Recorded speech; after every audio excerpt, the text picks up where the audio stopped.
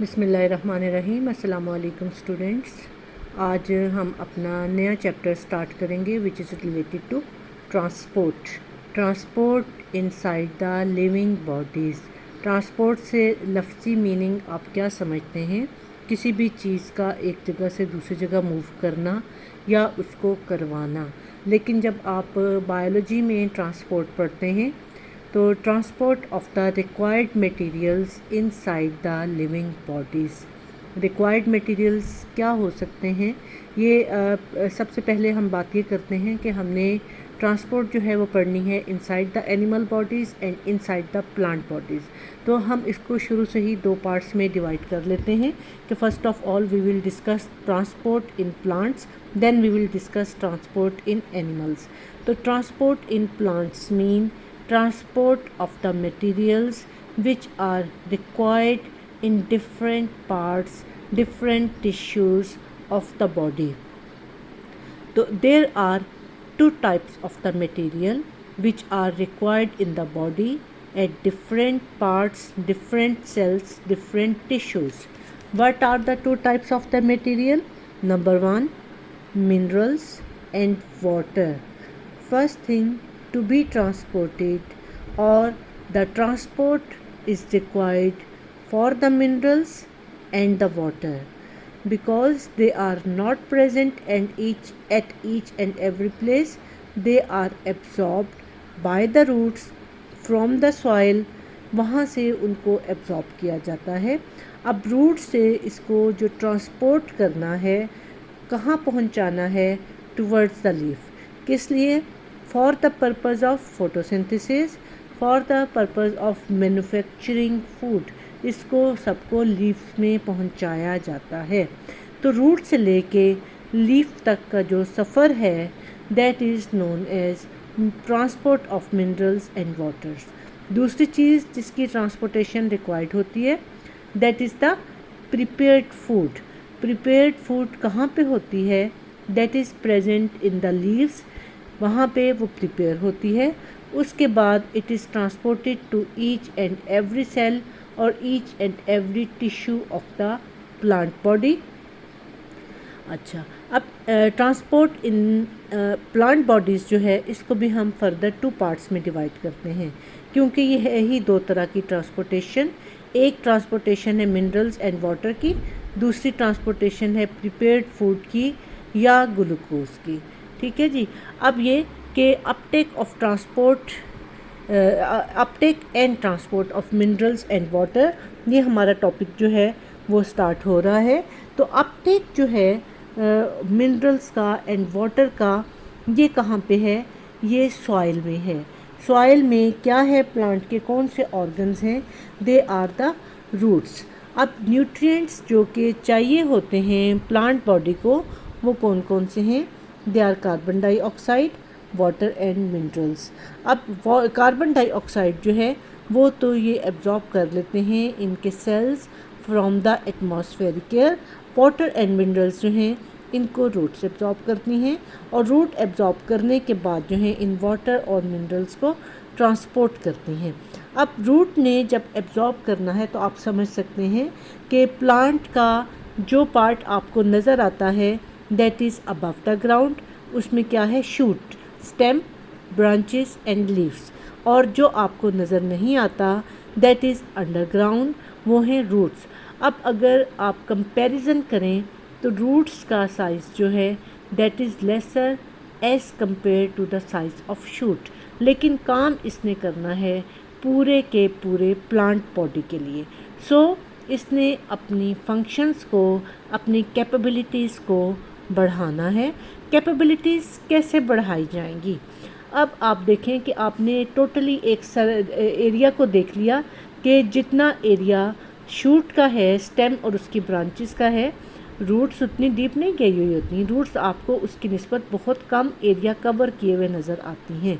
Area तो कम किए हुए नज़र आती हैं, लेकिन अगर आप उनकी ब्रांचिंग को गौर से देखें, कोई छोटा सा प्लांट अपने ग्राउंड में से, लॉन में से प्लग करके आप उसको ऑब्ज़र्व कर सकते हैं इस चीज़ को कि जितनी एक्सटेंसिव ब्रांचिंग रूट्स की होती है उतनी ज़्यादा एक्सटेंसिव ब्रांचिंग जो है वो शूट की नहीं होती। एक छोटा सा प्लांट उगना शुरू हुआ है, ऊपर उसके एक स्टेम है, एक दो ब्रांचेस हैं, थोड़े से लीव्स हैं, लेकिन उसकी रूट्स में इन्यूमरेबल ब्रांचिंग जो है वो हो चुकी होती है। इसका पर्पस क्या होता है कि प्लांट के साइज़ के मुताबिक वाटर और मिनरल्स को एब्जॉर्ब करना है, इसलिए ये एक्सटेंसिव ब्रांचिंग जो है वो रूट्स में रिक्वायर्ड होती है। अब ये एक्सटेंसिव ब्रांचिंग तो हो गई, इसके अलावा एक और चीज़ जो हेल्पफुल होती है that is tiny hair like structure known as root hairs. ये क्या होते हैं? रूट हेयर्स क्या चीज़ें होती हैं? रूट हेयर्स जो हैं वो रूट के जो सेल्स हैं, एपिडर्मिस के सेल्स हैं, उनकी एक्सटेंशंस होती है। एपिडर्मिस के सेल्स आप समझ सकते हैं कि आउटर मोस्ट सेल्स होते हैं। आउटर मोस्ट सेल्स जो हैं उनमें जो एपिडर्मिस की लेयर है उसमें इस तरह से एक्सटेंशंस हैं। अब ये इतने बड़े नहीं होते जितना कि हम ये ड्राइंग में इनको बड़ा कर लेते हैं। ये बहुत ही छोटे छोटे से माइनर से होते हैं, लेकिन आप इनको नेकेड आई से ऑब्ज़र्व कर सकते हैं कि आप एक प्लांट जो है उसको अपरूट करके लाए हैं, ज़मीन में से निकाल के लाए हैं, आप उसको गौर से देखते हैं तो ये छोटे छोटे फाइन हेयर लाइक स्ट्रक्चर्स आपको नज़र आते हैं। इससे पहले हमने, अगर आप थोड़ा सा रिकॉल करें अपने माइंड को, कि जब हम डाइजेशन का चैप्टर हमने पढ़ा था, डाइजेशन इन द ह्यूमंस, तो हमने कहा था कि स्टमक का एंड पॉइंट जो है या इंटेस्टाइन जो है वहाँ पे एब्जॉर्प्शन होनी है।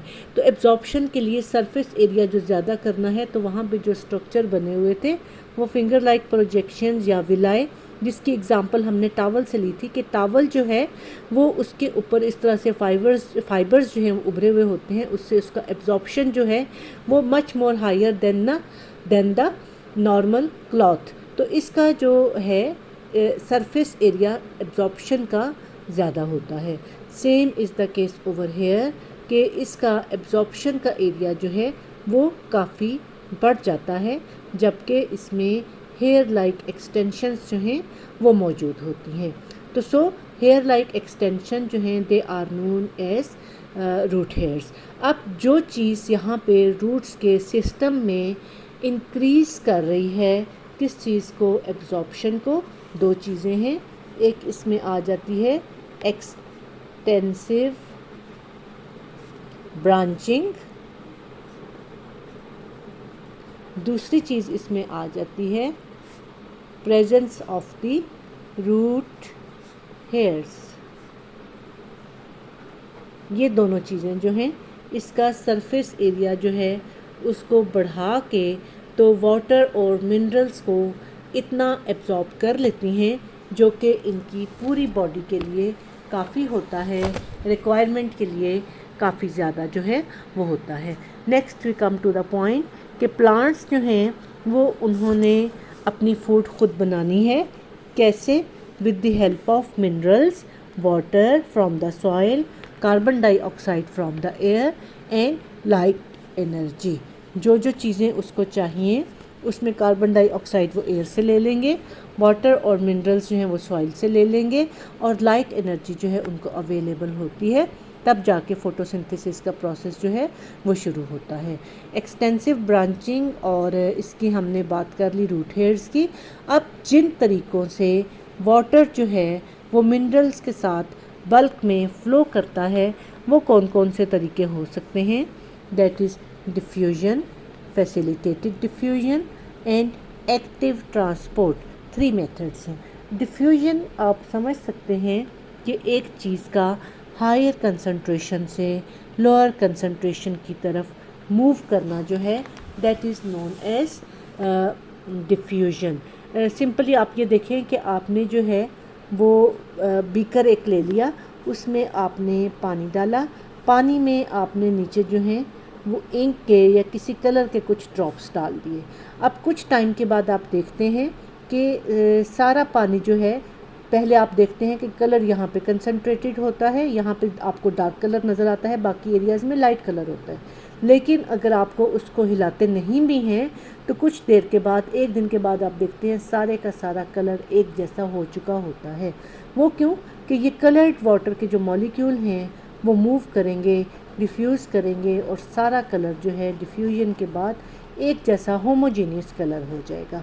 क्यों? क्योंकि ये हायर कंसंट्रेशन से मॉलिक्यूल जो हैं उन्होंने लोअर कंसंट्रेशन की तरफ डिफ्यूज़ कर लिया। This is diffusion.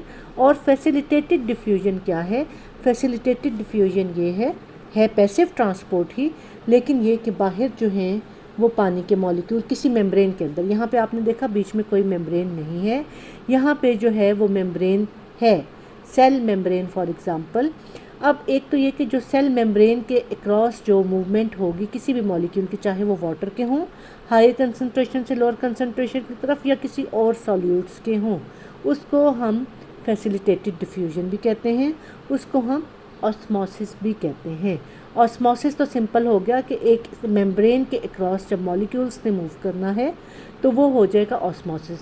लेकिन अगर ये कि इस मेम्ब्रेन की कोई प्रोटीन्स जो हैं इन मॉलिक्यूल्स को एंटर करने में या रिमूव करने में हेल्पफुल होती हैं, डिफ्यूजन के लिए मदद करती हैं, तो that is known as facilitated diffusion. ठीक है जी, क्लियर हो गया। डिफ्यूजन और फैसिलिटेटेड डिफ्यूजन का फ़र्क क्या है कि डिफ्यूजन जो है उसमें कोई चीज़ मदद नहीं कर रही, ऑटोमेटिकली डिफ्यूजन होती जा रही है। लेकिन जब ये कि ऑस्मोसिस का प्रोसेस है, बीच में एक मेम्ब्रेन आ रही है, तो उसमें अगर कोई प्रोटीन के मॉलिक्यूल हेल्पफुल हो जाएंगे तो that is known as facilitated diffusion. तीसरी चीज़ क्या है? Active transport. एक्टिव ट्रांसपोर्ट जो है वो टोटली थोड़ी डिफरेंट होती है कि डिफ्यूजन, फैसिलिटेटेड डिफ्यूजन, ऑस्मोसिस हमेशा हायर कंसंट्रेशन से लोअर कंसंट्रेशन की तरफ जो है वो मॉलिक्यूल मूव करते हैं। किसमें? डिफ्यूजन में और फैसिलिटेटेड डिफ्यूजन में और ऑस्मोसिस में। लेकिन जो एक्टिव ट्रांसपोर्ट है उसमें कंसंट्रेशन ग्रेडियंट के अगेंस्ट लोअर कंसंट्रेशन से मॉलिक्यूल हायर कंसंट्रेशन की तरफ मूव करना शुरू कर देते हैं। किसमें? एक्टिव ट्रांसपोर्ट में। जबकि पैसिव ट्रांसपोर्ट में ऐसा नहीं होता। That is according to the concentration gradient, higher concentration से लोअर कंसंट्रेशन की तरफ मॉलिक्यूल मूव करते हैं। लेकिन ये जो एक्टिव ट्रांसपोर्ट है उसमें लोअर कंसंट्रेशन से हायर कंसंट्रेशन की तरफ मॉलिक्यूल मूव करते हैं। वो क्यों मूव करते हैं? क्योंकि वहाँ पे उनकी ज़रूरत होती है, वो वहाँ पे रिक्वायर्ड होते हैं। तो ये फिर ये प्रोसेस जो है ये इतना आसान नहीं है कि जी यहाँ पे इसकी ज़रूरत ज़्यादा है तो बाहर से और खींच के अंदर लाते जाएं। उसके लिए फिर क्या होगा? एक सिस्टम डेवलप करना पड़ेगा, उसके लिए एनर्जी लगेगी, एटीपी के मॉलिक्यूल यूटिलाइज होंगे और तब जाके लोअर कंसंट्रेशन से मॉलिक्यूल्स जो हैं वो हायर कंसंट्रेशन की तरफ मूव कर सकते हैं। और ऐसा ट्रांसपोर्ट का सिस्टम जिसमें कि एनर्जी यूज़ हो और वो अगेंस्ट द कंसंट्रेशन ग्रेडियंट हो, that is known as active transport. अब एक्टिव ट्रांसपोर्ट जो है उसको आप जो है किस तरह से करते हैं? एक्टिव ट्रांसपोर्ट की ख़ास बात क्या होती है? एक्टिव ट्रांसपोर्ट की ख़ास बात यह है कि that is against concentration gradient और दूसरा इट नीड्स एनर्जी। ये इसकी दो ख़ास बातें हैं। एक तो ये कि कंसंट्रेशन ग्रेडियंट के अगेंस्ट इसने मूव करना है मॉलिक्यूल्स ने इस ट्रांसपोर्ट में, और दूसरा ये कि इसको एनर्जी चाहिए होगी, इसमें एनर्जी के मॉलिक्यूल्स जो हैं वो ब्रेकअप होंगे। तो ये देखें जी, ये सिस्टम जो है वो बना हुआ है प्लांट्स में, एक्टिव ट्रांसपोर्ट का सिस्टम जो है वो मौजूद है। बाकी ये कि मॉलिक्यूल्स जो हैं जब वो रूट हेयर में एंटर होते हैं तो रूट हेयर में एंटर होने के बाद वो एपिडर्मिस सेल में जाएंगे। एपिडर्मिस सेल में जाने के बाद ये डिफरेंट पाथवेज जो हैं वो अडॉप्ट करेंगे। एपिडर्मिस के बाद रिकॉल योर माइंड्स कि यहाँ पे कॉर्टेक्स के सेल्स होते हैं। कॉर्टेक्स के बाद यहाँ पे एंडोडर्मिस आती है, पेरिसाइकिल आती है और उसके बाद जाके जाइलम और फ्लोएम के सेल्स जो हैं वो आते हैं। तो जाइलम और फ्लोएम के सेल्स में पहुँचने से पहले किस चीज़ के? रूट्स के जाइलम और फ्लोएम जो कि स्टार शेप्ड होते हैं, वहाँ पहुँचने से पहले उसको पानी को, वाटर और मिनरल्स को ये सारा सफ़र जो है वो तय करना पड़ता है। रूट हेयर में एंटर हुआ, एपिडर्मिस में हुआ, कॉर्टेक्स में हुआ, एंडोडर्मिस में हुआ, पेरिसाइकिल में हुआ, उसके बाद ये कि ये जाइलम और फ्लोएम में जाएगा। अब डिफरेंट ये कि ये पाथवेज जो हैं वाटर अडॉप्ट करता है, वो अभी हम अपना नेक्स्ट टॉपिक जो है उसमें हम डिटेल में देखेंगे कि कौन कौन से पाथवेज जो हैं वो वाटर जो है वो अडॉप्ट करता है। एक इसमें हम बात देखते हैं कि जो भी सॉल्यूट्स और वाटर जो हैं जिन्होंने मूव करना है तो ये हमेशा सॉल्यूशन की फॉर्म में होंगे। पानी के साथ जितने भी मिनरल्स जो हैं वो डिज़ोल्व फॉर्म में होंगे वो मूव कर जाएंगे, लेकिन जो आयनिक फॉर्म में होंगे, जो कि सॉल्यूशन की फॉर्म में होंगे, वो सॉइल के अंदर ही रह जाएंगे, उनको रूट एब्जॉर्ब करके आगे ट्रांसपोर्ट नहीं करेगी, क्योंकि वाटर जो है that is the universal solvent, उसके अंदर चीज़ें डिज़ोल्व हो जाती हैं और इसके अंदर जो डिज़ोल्व्ड मटेरियल्स हैं उनको अपने साथ लेके तो ये आगे मूव करता है। जो डिज़ोल्व नहीं होंगी, सॉल्यूशन के फॉर्म में नहीं होंगी, वो पानी के अंदर नहीं आएंगी, वो मिट्टी में रह जाएंगी, वो प्लांट्स के अंदर ट्रैवल नहीं कर सकती। अच्छा जी, अब जो सॉल्यूशन मूव कर रहे हैं एपोप्लास्टिक पाथवे। एपोप्लास्टिक पाथवे क्या होता है कि पानी और सॉल्यूशंस और मिनरल्स जो हैं वो सेल्स के अंदर नहीं जाते। एपिडर्मिस के बाद जब वो कॉर्टेक्स के एरिया में आते हैं तो सेल के जो इंटरमीडिएट एरियाज़ हैं, इन बिटवीन सेल के जो एरियाज़ हैं यहाँ पे मूव करते हैं, सेल्स के अंदर नहीं जाते, दैट इज़ एपोप्लास्टिक पाथवे। अब ये पानी जो है ये यहाँ पे पेरिसाइकिल तक जाएगा, आगे नहीं जा सकेगा। आगे क्यों नहीं जा सकेगा कि जो पेरिसाइकिल है वो कवर्ड होता है कैस्पेरियन बैंड से। बड़ी ये टफ़ किस्म की बैंड्स होती हैं जो कि वाटरप्रूफ होती हैं। और आप ये समझें कि आपके पास ये एक ब्रिक है, इस तरह से ये ब्रिक पड़ी हुई है, तो ये ब्रिक जो है इसको चारों तरफ से जो है वो कवर किया हुआ है, एक रबर के जो बैंड्स हैं उन्होंने कवर किया, या ये कि इस तरह से ये सेल जो है वो पड़ा हुआ है। तो ये सेल जो पड़ा हुआ है इसको ऊपर भी एक जो है वो बैंड है, ये एरिया, ये जो इसके सामने वाली साइड है ये वाली और ये वाली, यहाँ पे कैस्पेरियन बैंड्स नहीं है और ये सेल की शेप इस तरह से है। कौन से सेल की? ये सेल है जी पेरिसाइकिल का।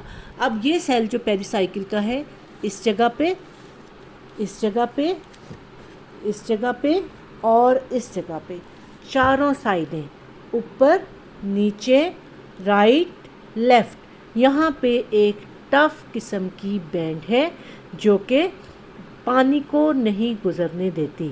ये किस चीज़ के सेल हैं? ये पेरिसाइकिल के सेल हैं। तो पेरिसाइकिल के जो सेल हैं, जब तक पानी इस जगह से उनके अंदर जो है वो एंटर नहीं होगा फ्रंट साइड से, तब तक वो आगे मूव करके नहीं जा सकता। ये जो पाथवे है विच इज़ इन बिटवीन या इंटरसेलुलर स्पेसेस, वहाँ से पानी जो है सिर्फ वो पेरिसाइकिल तक आएगा। It's not possible for the water to move further towards the xylem cells, क्योंकि इनको कैस्पेरियन बैंड्स जो हैं वो आगे नहीं जाने देते। इसको नेक्स्ट हम दोबारा भी डिटेल में पढ़ेंगे जब हमने पाथवेज पढ़ने हैं।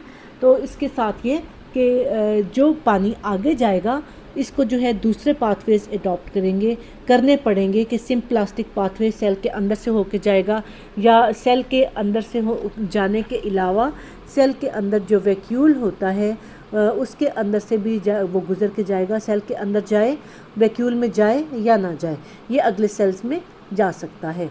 और उसके बाद क्या है कि सम टाइम वैक्यूल्स में से, वैक्यूलर पाथवे उसको कहा जाता है, वैक्यूल्स में से भी गुजरता है, टोनोप्लास्ट इसकी मेम्ब्रेन में से, फिर दोबारा साइटोप्लाज्म में आता है और फिर दोबारा ये इसमें से निकल के दूसरे सेल में जा सकता है।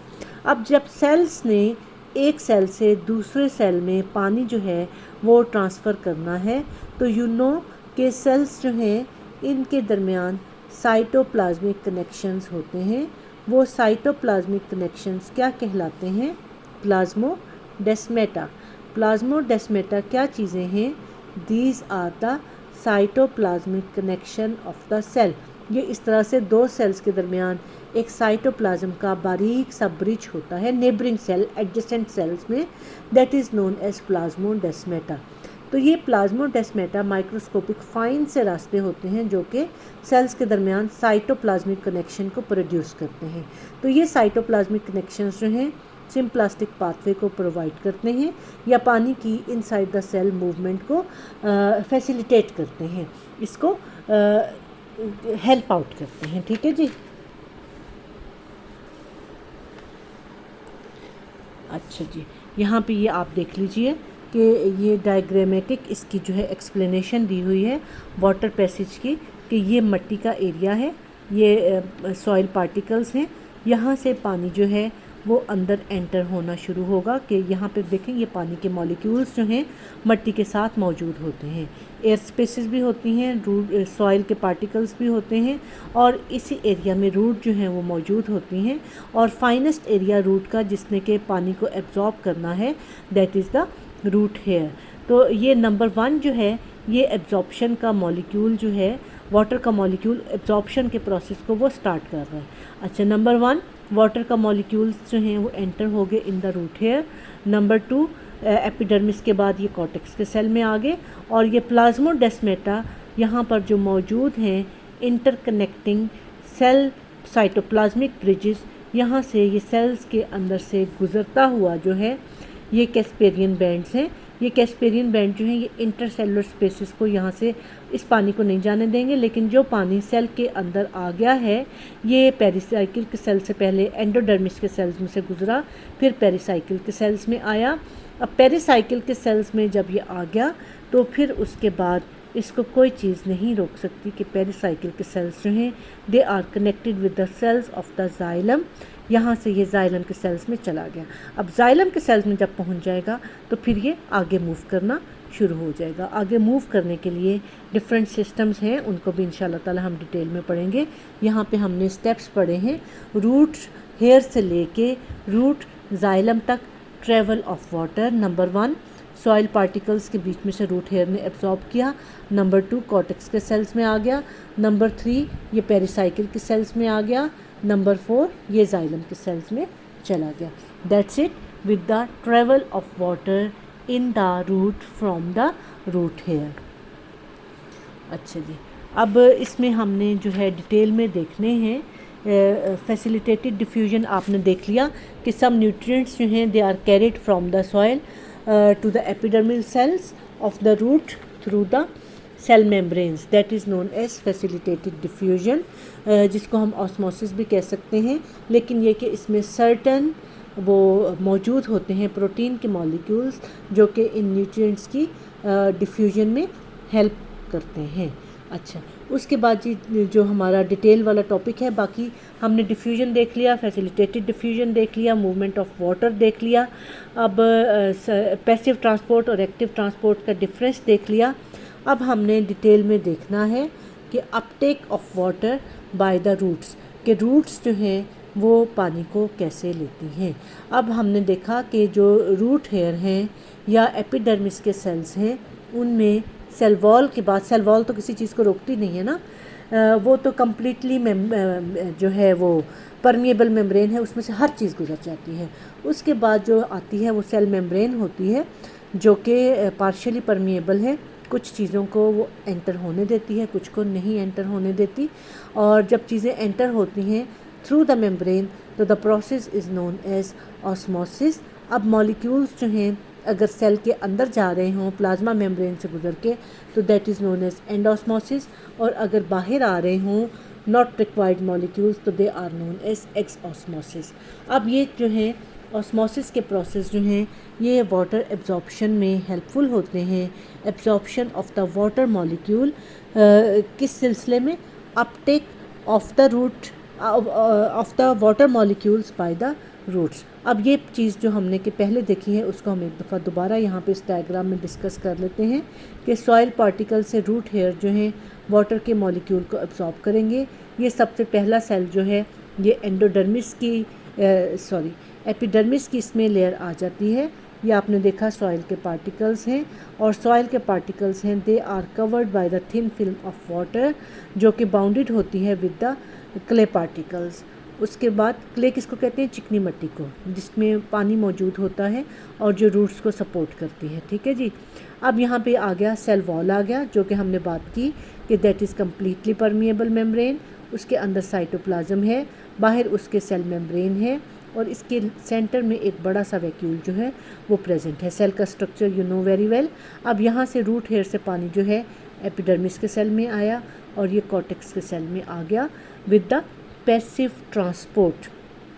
कोई एनर्जी यूज़ नहीं करनी पड़ी, बाहर पानी ज़्यादा था, अंदर पानी कम था, तो पानी जो है वो बाहर के सेल से फिर अंदर के सेल में जाता जा रहा है according to the concentration gradient.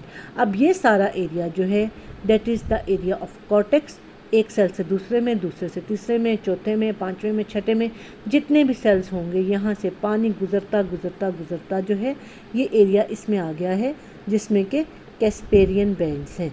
ये कैस्पेरियन बैंड्स जो हैं ये इन्होंने सील किया हुआ होता है किस चीज़ को, ये जो सेंट्रल सिलेंडर है जाइलम और फ्लोएम का, सील करना भी ज़रूरी होता है ताकि नॉट रिक्वायर्ड पार्टिकल्स जो हैं वो इसमें से अंदर ना जा सकें। सिर्फ रिक्वायर्ड पार्टिकल जो कि सेल में से गुजर के आएंगे वो इसके अंदर चले जाएंगे।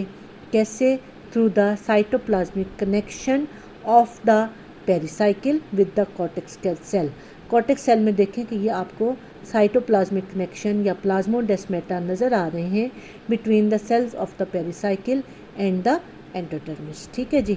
अब यहाँ पे जब ये पेरिसाइकिल में से ये जब गुजर गया, पेरिसाइकिल में से गुजरने के बाद जो है ये नेक्स्ट कहाँ पे आ जाएगा, ये इसमें आ जाएगा जी, साथ ही जो इसके सेल्स हैं जाइलम के सेल्स जो हैं, जाइलम के सेल्स आ गए यहाँ पे, और जाइलम के सेल्स जो हैं यहाँ पे जब आ जाएगा तो फिर इसको आगे मूव कर दिया जाएगा। वो प्रोसेसेस हम बाद में देखेंगे।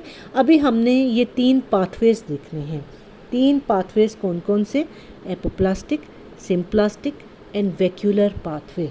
ये 3 पाथवे कौन कौन से हैं कि पानी इनमें मूव करता है, कहाँ से? रूट हेयर से लेके तो जाइलम के सेल्स तक। एपोप्लास्टिक सिंपली आप ये समझें, movement of the water through intercellular spaces. यहाँ देखें कि ये इंटरसेलुलर स्पेसेस, ये इंटरसेलुलर स्पेसेस हैं, यहाँ पे पानी मूव करता है और मूव करके जब यहाँ तक इस एरिया पे वो आता है तो वो स्टॉप हो जाता है, आगे वो नहीं जा सकता। यहाँ पे आप ये देखें कि इसको ये बारीक वाले एरो से शो किया हुआ है। ये आप देखें कि ये इसमें जो एपोप्लास्टिक पाथवे है किस तरह से इंटरसेलुलर स्पेसेस में से गुजरता हुआ आ रहा है। अब दूसरा जो है वो सिम्प्लास्टिक पाथवे है। सिम्प्लास्टिक पाथवे आप देखें कि सेल के अंदर ये देखें, ये एरोस जो इस तरह से डार्क कलर में एरोस शो किए हुए हैं, थिक डार्क एरोस, जो कि ये देख लीजिए ये एरोस हैं, ये सब जो हैं सिम्प्लास्टिक पाथवेज को शो कर रहे हैं। और वैक्यूलर पाथवे कौन सा है? वैक्यूलर ये चीज़ जो है ना, ये सेल मेम्ब्रेन है, ये अंदर वाली जो है ये प्लाज्मा मेम्ब्रेन है, बाहर वाली सेल मेम्ब्रेन नहीं, सॉरी, बाहर वाली सेल वॉल है जो कि सेल को एक स्पेसिफिक शेप दे रही है, और ये सेल मेम्ब्रेन है। ये पानी सारा जो है सेल के अंदर जा रहा है थ्रू सिम्प्लास्टिक पाथवे। अब ये जो है ये खाली वाला जो एरो है ब्रॉड वाला, ये वैक्यूलर पाथवे, ये सेल के वैक्यूल के अंदर तक पानी जाएगा, फिर एक सेल से दूसरे सेल में ये ट्रांसफ़र होगा। ठीक है जी। ये 3 पाथवेज हैं किस चीज़ के लिए?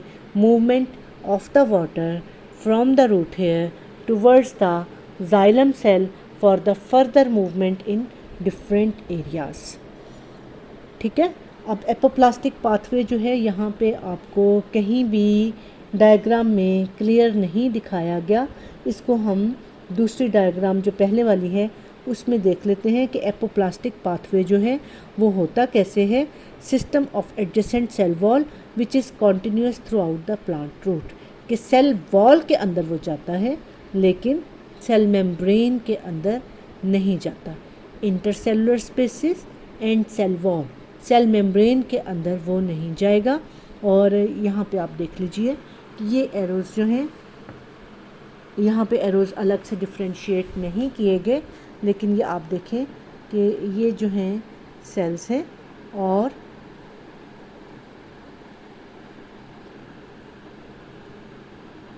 ये इंटरसेलुलर स्पेसेस हैं।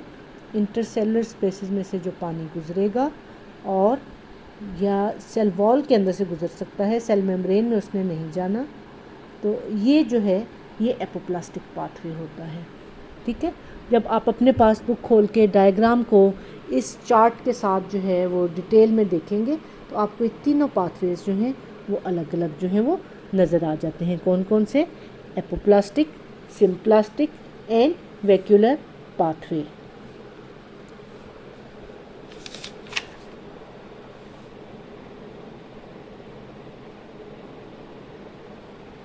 ठीक है जी, अब मेरा ख़्याल है कि ये हमने डिटेल में देख लिया है कि प्लाज्मोडेस्माटा जो है वहाँ से गुज़रना है वाटर के मॉलिक्यूल्स ने सिम्प्लास्टिक पाथवे। प्लाज्मोडेस्माटा क्या है? These are cytoplasmic connection. लिख लें प्लाज्मोडेस्माटा, शॉर्ट क्वेश्चंस में आ सकता है। Plasmodesmata are cytoplasmic connection between adjacent cells या नेबरिंग सेल, एक ही बात है, एडजेसेंट लिखें या नेबरिंग लिखें। साइटोप्लाज्मिक कनेक्शंस या cytoplasmic bridges in between adjacent cells is known as plasmodesmata. तो प्लाज्मोडेस्माटा जो हैं उनकी मदद से जब पानी सेल के साइटोप्लाज्म में से हो के गुजरेगा तो that would be known as symplastic pathway. जब साइटोप्लाज्म में से नहीं गुजरेगा, इंटरसेलुलर स्पेसेस में से गुजरेगा या सेल वॉल्स में से गुजरेगा तो that is known as apoplastic pathway. जो कहाँ तक जाएगा? सिर्फ अप टू द एंडोडर्मिस, उसके बाद कैस्पेरियन बैंड्स इसको रोक देंगे। और vacuolar pathway as the name shows कि जो पानी वैक्यूल्स में से गुजरता हुआ जाइलम तक जाएगा उस पाथवे को वैक्यूलर पाथवे का नाम दिया जाएगा। It's enough for today. और इस टॉपिक में आपने पढ़ा क्या है? पहले आपने जो है इनिशियल डिस्कशन की है कि ट्रांसपोर्ट इन प्लांट्स में क्या चीज़ें मूव करती हैं। फिर ये कि आपने uptake of the water and minerals by the root से लेके इसके रूट हेयर से लेके तो इसका जो सेंट्रल सिलेंडर है जाइलम तक, वहाँ पे आपने पानी को पहुँचा दिया है। अब ये कि पानी ने आगे कैसे मूव करना है, इसको इंशाल्लाह ताला हम नेक्स्ट लेक्चर में डिस्कस कर लेंगे। और वो क्या होगा उसको हम असेंट ऑफ सैप कहेंगे। चलें इसको इंशाल्लाह फिर इट्स इनफ फॉर टुडे। कल ही हम देखेंगे कि सैप क्या है और कैसे ये मूव करता है और इसके लिए कौन कौन सी थ्योरीज जो हैं वो बताई गई हैं। अच्छा जी, दूसरी बात जो आप लोगों से कहने की है वो ये है कि अगर आपकी ये जो ऑनलाइन लेक्चर्स हो रहे हैं इसमें किसी वजह से कोई गैप आ जाता है, मैं क्लास नहीं ले सकती हूँ पर्सनल प्रॉब्लम्स किसी वजह से, तो जो कुछ पढ़ा होता है ना उसको काइंडली बार बार सुन लिया करें कि कहीं कोई चीज़ रह गई हो जो आपसे मिस हो गई हो तो उसको आप रिवाइज़ कर लें। साथ ही कि इसको तैयार करना शुरू करते एग्जामिनेशन पॉइंट ऑफ व्यू से कि अब ये कि क्लास में जब आप आएंगे तब तो इंशाल्लाह ताला हम टेस्ट लेंगे ही, लेकिन ये कि ना हो माशाल्लाह आप लोग मैच्योर बच्चे हो, सेल्फ़ टेस्टिंग शुरू करें। मजबूरियां हैं वक्त की कि कोरोना की वजह से तालीमी इदारे फ़िलहाल नहीं खुल रहे हैं, जब खुलेंगे इंशाल्लाह हम आपके साथ हैं। We will support you at our maximum level हर तरह से, लेकिन ये कि इस वक्त मजबूरी है तो आप थोड़ा सा ज़िम्मेदारी का सबूत दें कि अपनी टेस्टिंग ख़ुद करें, ख़ुद से मेहनत करें, की बुक साथ रखें, उसमें से शॉर्ट क्वेश्चन जो हैं वो प्रिपेयर करें और ऐसे तैयार करें जैसे सुबह आपने कॉलेज में आके टेस्ट देना है। अब ये जो पिछला चैप्टर हमने कंप्लीट किया है उसके बाद मैं आपको इन्फॉर्म भी नहीं कर सकी और 2-4 दिन हमारी क्लासेस भी नहीं हुई हैं। एनी हाउ जो कुछ भी रीजनिंग है इसकी, तो आप ये कि इस चैप्टर को इन द मीन वाइल आपका काम बनता था कि आप इसको तैयार कर लें। जिन बच्चों ने कर लिया है आई रियली अप्रिशिएट दैट, जिन्होंने नहीं किया वो काइंडली इसको साथ साथ कर लें।